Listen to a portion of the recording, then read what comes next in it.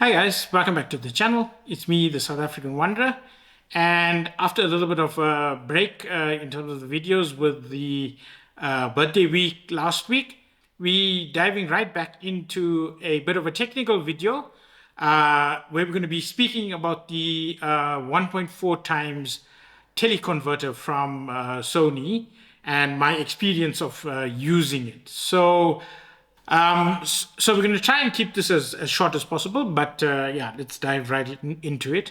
I borrowed the 1.4 teleconverter from PJ, and I had it for about 2 weeks, and I got a chance to play around with it on the lenses that I have.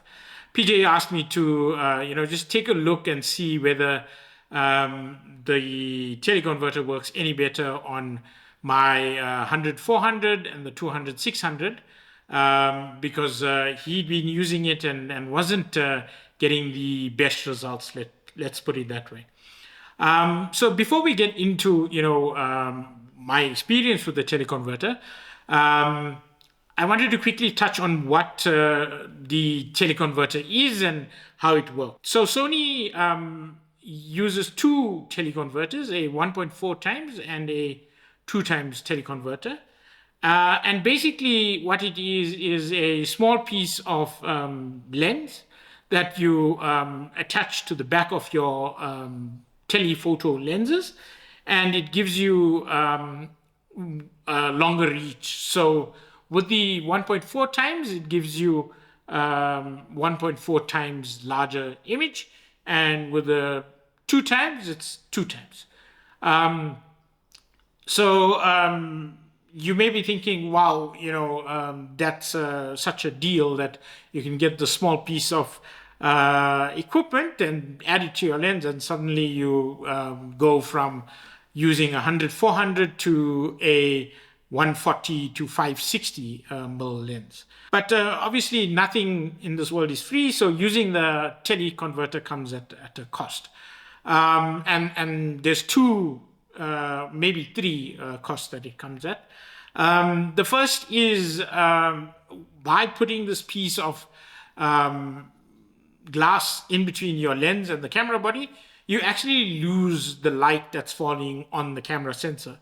So for the 1.4 times, you lose a full stop of light. So your aperture then moves from f5.6 to f8, for instance. And then because you're losing that little bit of light, you also then have to up your ISO, and you get a little bit more noise in your image, especially when in low light situations. And then the second thing that happens with the 1.4 teleconverter and the 2 times teleconverter is that you lose image quality. So I used to shoot when I was on my Canon. I used to shoot with the 1.4 on the 300 mil all the time, and the lens quality and the Mark II teleconverter quality was so similar that it wasn't noticeable in terms of the image quality loss. But what I found in the 2 weeks using the 1.4 converter is that it's quite significant on the Sony teleconverter with the lenses that I have, and we'll go through some of the images that I got shooting with it. The third thing that is a possibility, but you almost have to be very quick to pick up, is that the autofocus on the camera can struggle a little bit, and it becomes a little bit slower, and a few issues creep in. So I use the 1.4 on both my 200-600 and the 100-400 lenses, and what I found is that for the most part, the autofocus on the A1 is fine. If it is slower, it's microseconds. But what I did find is you can struggle when there's thick bushes, a lot of stuff in between, and it then does hunt a little bit for autofocus. And the other thing I found is that if you were focused on something very far away, it struggles to bring the focus back to something very close. So you can't go from something far to something close. So out in the field, that's one of the other things I discovered as well. So yeah, that's basically the how the teleconverter works and the disadvantages of using the teleconverter. You can't use the teleconverter on all lenses because it's got a little bit of a piece of glass that sticks into the lens body itself. Some lenses cannot be used with it if the back element of the lens is too far back. And I think one more thing to add is that the cost of this teleconverter is, for the Sony new, is 12,995. So when I was using my Canon 1.4, I think the first one I got was like 1,500 rand because it was second hand and someone just sold it to me with the lens that they were selling. I owned, I think, 3 at the end of my Canon shooting days. So I think it was all the Mark II versions, but I had one on my 300mm and then one on the 100-400, and then I owned one for a short time and sold it off. So yeah, let's jump into some of the images. And the first set of images I got when I was in Borkalalo. And I'm going to start off with this dove, ringneck dove. And you'll see that I was shooting with a 200-600. I didn't have the 100-400 with me on that occasion. But we got this dove to, sit for a little while. And if you look at the two images up on the screen at the moment, so the bare 200-600 and then the 200-600 with the 1.4 converter on, if you're looking at the full image, you'll see that you can hardly notice the difference, I think. The image quality looks to be the same. It's just that the 200-600 makes the bird look bigger because of the 1.4 times zoom, basically, that the teleconverter allows. Unfortunately, when you do zoom in on like your PC, when you get home and you're sitting in front of the images on your PC, you'll see that the bare lens has much finer detail in the feathers. So I zoomed in on the bird's head here, and you can see that the feather detail on the neck, especially where it changes color, is much better. I think on this image in particular, the bird seemed to have leaned back, so the actual head on this bird is not in focus. I think the focus was more on the chest or the neck. So it actually looks like it's quite blurry. So this one is one of the worst, I think, results.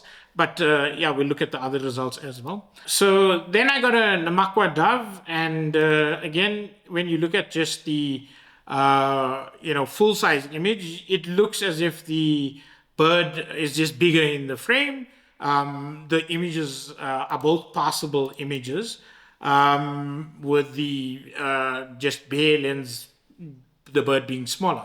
But when you do zoom in on the bird in the picture, you'll see that, again, the feathers around the neck and the eye is seemingly having more detail than when you've got the converter on. So again, you lose some image quality between the two images.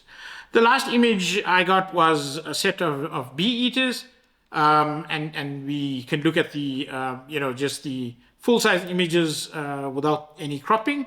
And again, this time the bee eater didn't sit quite as well for us, but when you zoom in and look at the detail around the bird's eye and the feathers around the neck, I think what comes through is that you do have more detail in the image without the 1.4 converter.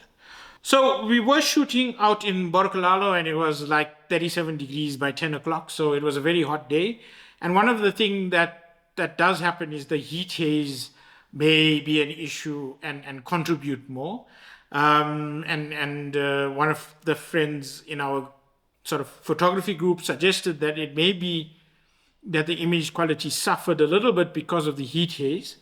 And, I concede that it could be possible, but, you're going to be using this 1.4 in the field with heat haze anyway. So if it is indeed heat haze that's getting magnified, it's still an issue.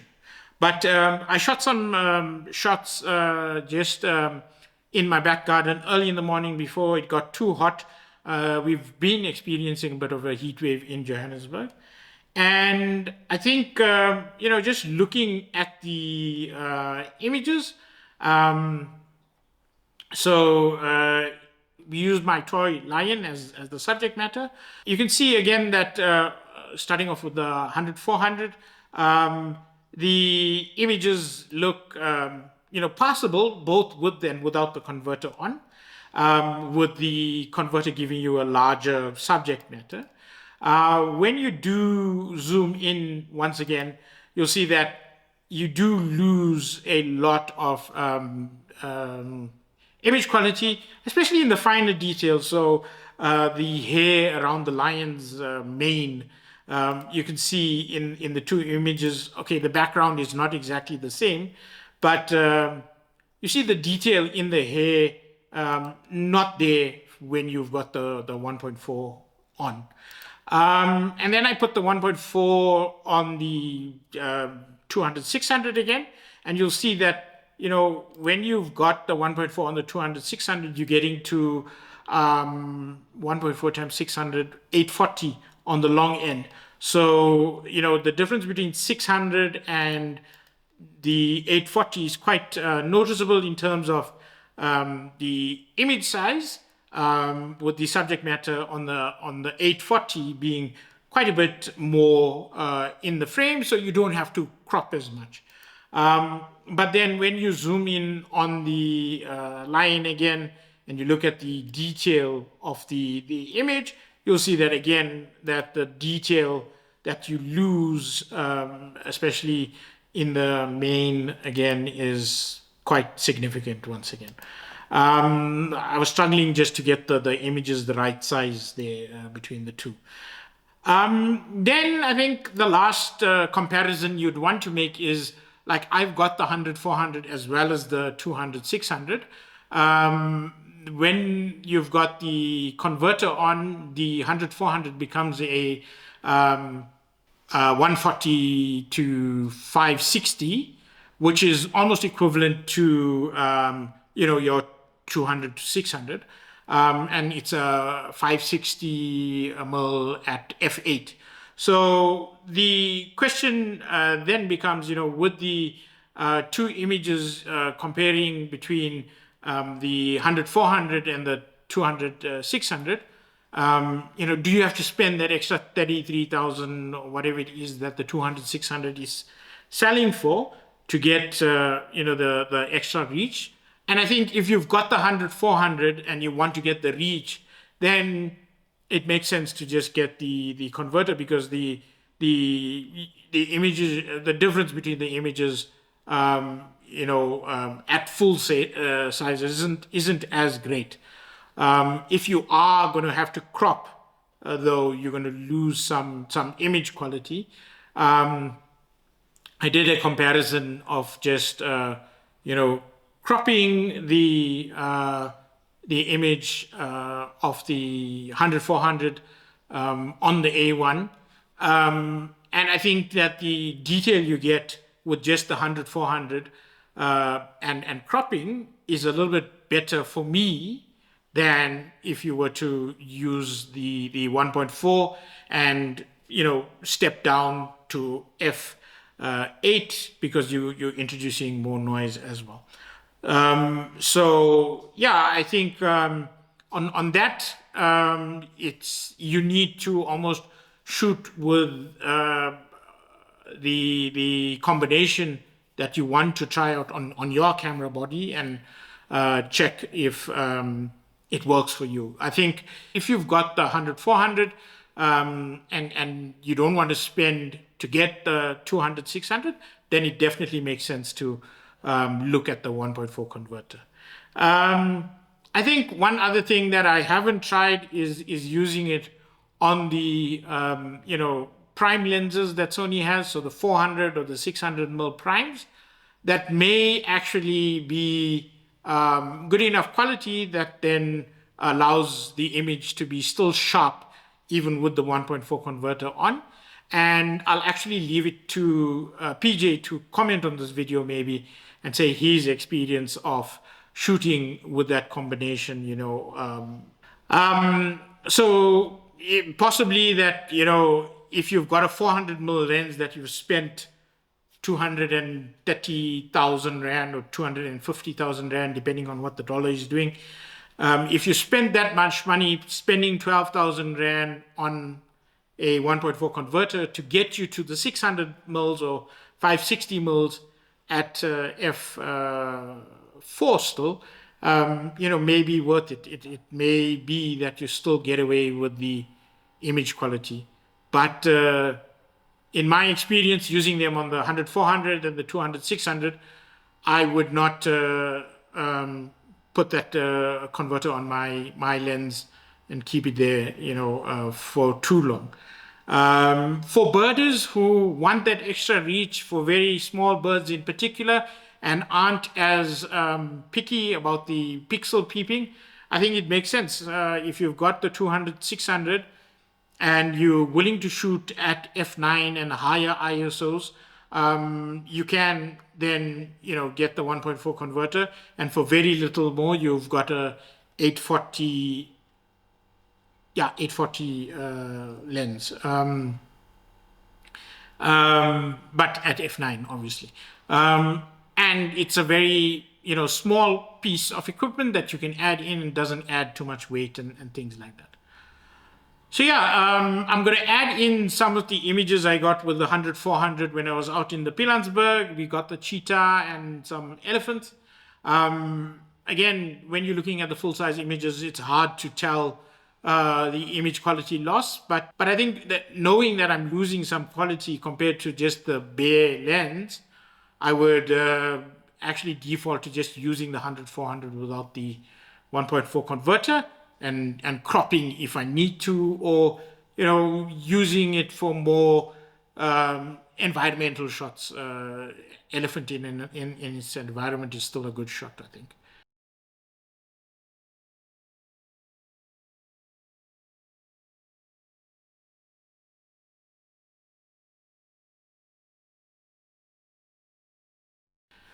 So yeah, that's my take on the 2 weeks I had with this 1.4 converter. It's not something that I'm gonna buy anytime soon. I've actually returned it to PJ, and he's gonna be keeping it. So I think if you do have any questions or any further builds or comments, please add them to the video. But we're gonna sign off for this one, and next week I'm in the Kalahari and on an adventure there, so look out for that pictures and footage that's going to come through at a later date, probably in April.